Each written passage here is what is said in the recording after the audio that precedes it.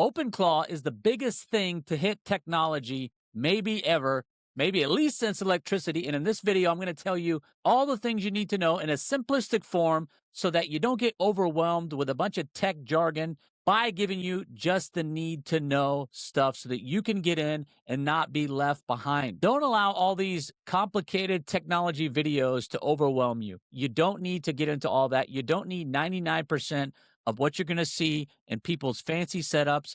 A lot of them are cool. I do them myself.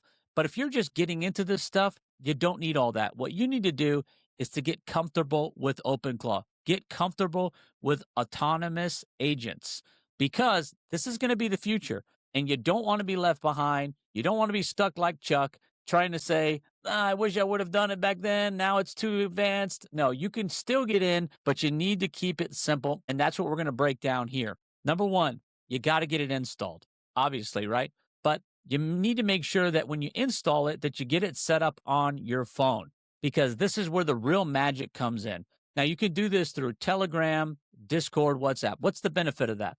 Well, because OpenClaw lives on a machine. You can use a Mac Mini, you could use your laptop, but it's got to be on and stay on by staying connected to an internet. Now, if you have a laptop, you can maybe do a mobile hotspot on your phone, but it's probably best to have some sort of dedicated device, but don't let that stop you. If you just have a laptop now, it works fine on that. Just make sure that it's online, because if it's not online, you won't be able to talk to your bot through your phone. And this is where the real magic comes in. So whatever you like to use. I like Telegram. Some people like Discord or WhatsApp, whatever floats your boat, but you got to have it connected. So when you're installing it, you might as well go ahead and do that. So you need to pick a good model when it comes to your OpenClaw setup.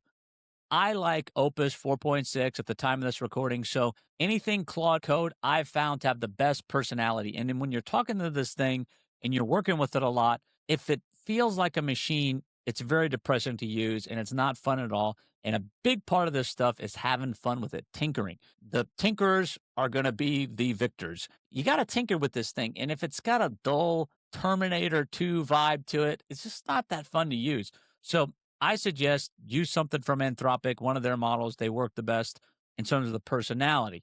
So when you're setting up your OpenClaw, you got to pick a good model. So if you're not sure if you want to do this or not, which if I could control your brain, I would say you need to get to where you want to do this. You can get the $20 Claude subscription. It's not going to get you far at full transparency, but it will get you up, growing and flowing if you're not really sure.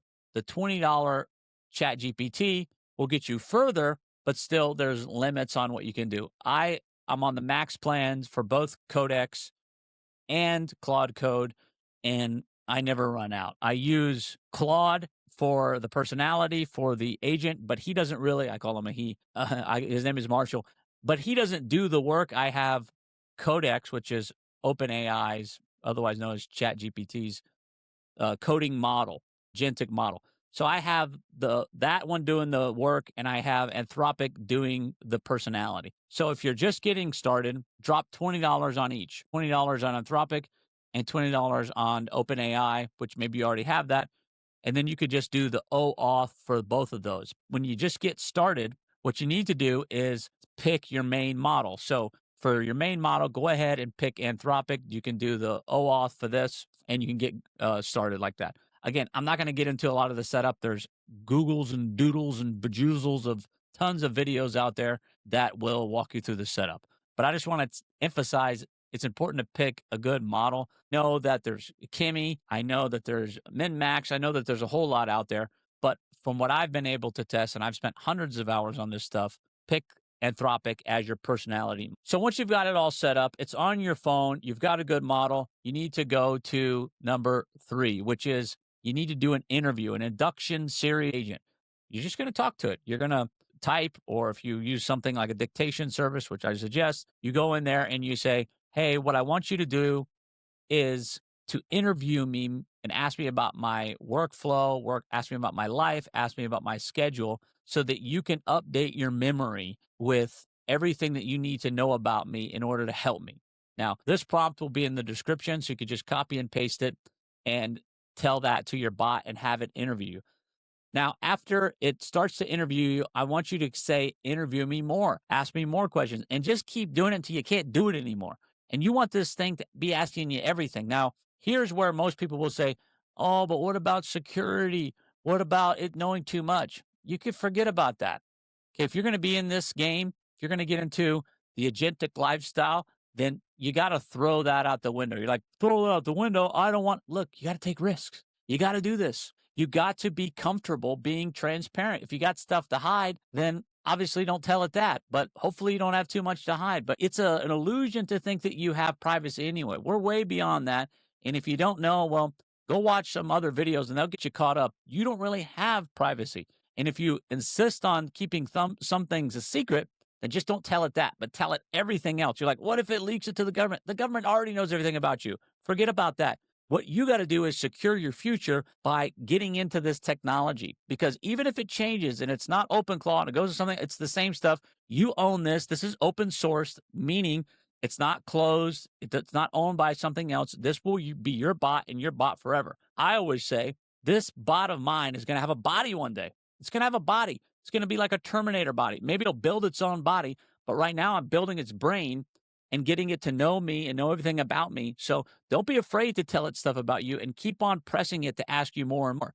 And then finally, after you've told your OpenClaw bot everything that you can think of, tell it this. Tell it to ask you questions that most people would miss and wouldn't consider asking. And then it'll prompt it to come up with some creative questions, and it'll get a lot more out of you, and you'll get a lot more out of it by telling it to do that. And then you'll have a bot with a lot of knowledge, and then it'll lead you to the next step. After you've done all that, your bot's interviewed you, you've pushed it, you'd say, hey, think of stuff that other people don't think of, and you're just tired of answering these questions, and you're tired of pushing it, which is fine. You go to the best part. You say, hey, based upon all that you know about me, based upon what you know about my lifestyle, my workflow, what kind of tools should we build that you could build to help me, help my workflow go easier, help my life? What kind of cron jobs should you set up?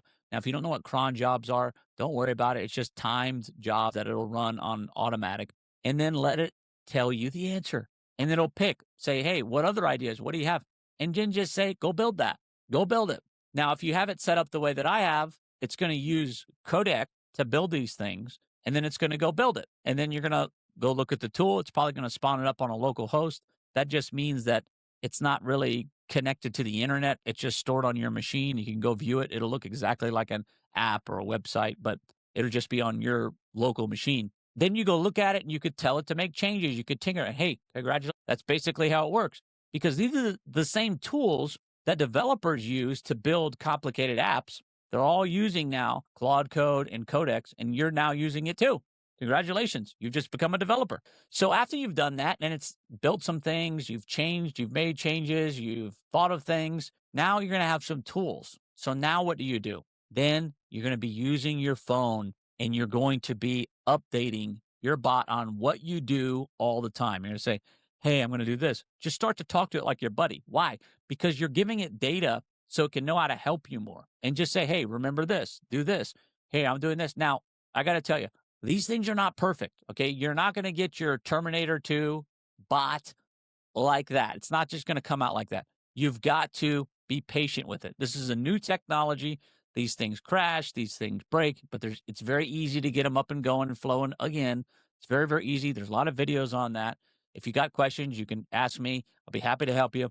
But you got to have patience with it. That's the number one thing, that when you're doing all this, you have fun, but have patience, because this is going to be the future. Everyone will have autonomous agents, but the difference between the haves and the have-nots will be those who control agents and those who just use them.